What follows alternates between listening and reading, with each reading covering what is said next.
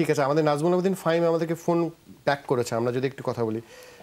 Fahim sir, Amit বলছিলাম, আমি live সেটে আছি স্যার, লাইভ শোতে আছি, লাইভ শো থেকেই ফোন করেছিলাম আপনাকে। জি স্যার, লাইভ শোতে আছেন আপনি। আমি যদি একটু শোনা, আমার সঙ্গে সুজন আছে, 4 বলে 92 রান দিয়ে যে 10 বছর নিষিদ্ধ হয়েছিল, কাঁদছিল ছেলেটা। তাসনিমও আছে। ওরা 4 ঘন্টা যে বিসিবিতে ওরা তো প্রতিবাদ করেছিল সেই নাজমুল হাসান পাপনদের বোর্ডের বিরুদ্ধে করে তাদের ক্যারিয়ার শেষ করে দেওয়া হয়েছিল। ওই সময় কে প্রতিবাদ করেছে? এক প্রকার হত্যা করা হয়েছে তাদের। তারা বিসিবিতে যে 4 ঘন্টা বসেছিলেন, আপনাদেরকে একটা দরখাস্ত দিন, 4-5 মাস পেরিয়ে গেছে। এই ছেলে দুটোর দিকে যখন তারা হিরো হওয়ার কথা ছিল একদিকে, আসলে ওরা আসলে আমরাও জানতে চাই স্যার, আপনি যখন বোর্ডে আছেন, আপনি যখন অভিভাবক, আমিনুল ইসলাম বুলবুল যখন অভিভাবক, আসলে কি পদক্ষেপ নেওয়া হচ্ছে একটু বলবেন স্যার? আমি রিসেন্টলি ওর সাথে কথা বলেছি, কয়েকদিন আগে আমার সাথে কথা হয়েছে ফোনে। তারপর আমি ওকে একটা চিঠি দিতে বলেছি, ও চিঠি দিয়েছে একটা আমাদেরকে।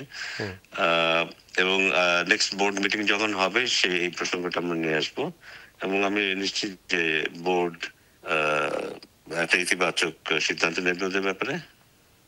স্যার, রিকগনাইজেশনের জন্য একটা ব্যাপার থাকে স্যার, যে আপনারা দেখলেন যে আপনাদের ক্যাপ্টেনের নামে যখন ঘটনা ঘটছে, আমরা জানি বিসিবি এগিয়ে এসছেন, আপনি এগিয়ে এসেছেন, ক্রিকেট অফিসের চেয়ারম্যান নাজমুল আবেদিন ফাহিম, এটা কিন্তু অনেক বড় কিছু।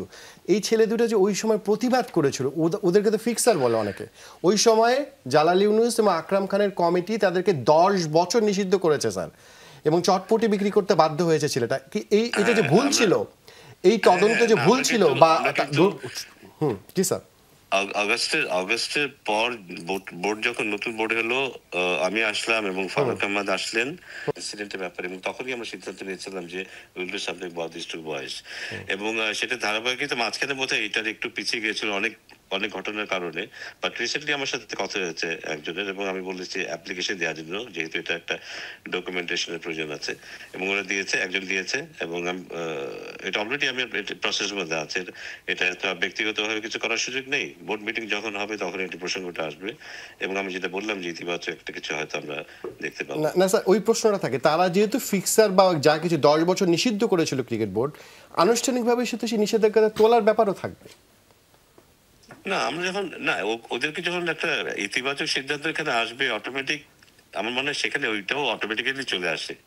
বোর্ড তো তখনই ইতিবাচক একটা সিদ্ধান্ত নেবে যখন ওদের বিরুদ্ধে কোনো এলিগেশন থাকবে না। কতদিন লাগতে পারে ওদের সেই ভূমিকাটাও যে একটা পজিটিভ ভূমিকা ছিল সেই সময়ে, সেটা আমরা ডেফিনেটলি রিকগনাইজ করেছি। স্যার, ওরা বলতেছিল যে আম্পায়াররা কি করেছে, যে টস না করে বলেছে তুমি ব্যাটিং করো, ও ব্যাটিং করো, তারপরে বলেছে তাড়াতাড়ি আউট হও। 10:10টায় ম্যাচ শুরু হয়ে 15 মিনিট আগে শুরু হয়েছে, 9:30টায় শুরু হয়ে 10:10টায় ম্যাচ শেষ করেছে। এরকম ক্রিকেটে আপনিও জানেন স্যার, পুরো ঘটনা জানেন। অনেক আমরা শুনেছি, মিডিয়াতে দেখেছি, প্রিন্ট মিডিয়াতে দেখেছি, ইলেকট্রনিক মিডিয়াতে দেখেছি। এগুলো আমরা সবাই জানি যে তখন কি হয়েছিল, এবং এই কারণে যে অনেক খেলোয়াড়ের ভবিষ্যৎ নষ্ট হয়েছে সেটা সম্পর্কে আমাদের ধারণা আছে।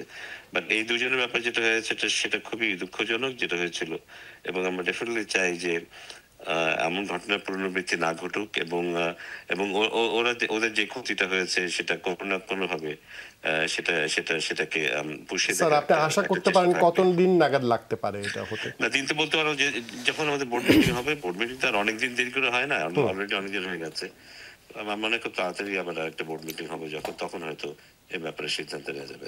অসংখ্য ধন্যবাদ স্যার। ঢাকা প্রিমিয়ার লিগ নিয়ে আপনি কোনো আপডেট জানেন স্যার? আপনি তো অংশ বড়। না, যদিও অ্যাকচুয়ালি সরাসরি আপডেট আমি কিছু জানি এই সম্পর্কে। আশা করছি যে সময় মতো হবে এবং ঠিকভাবে হবে।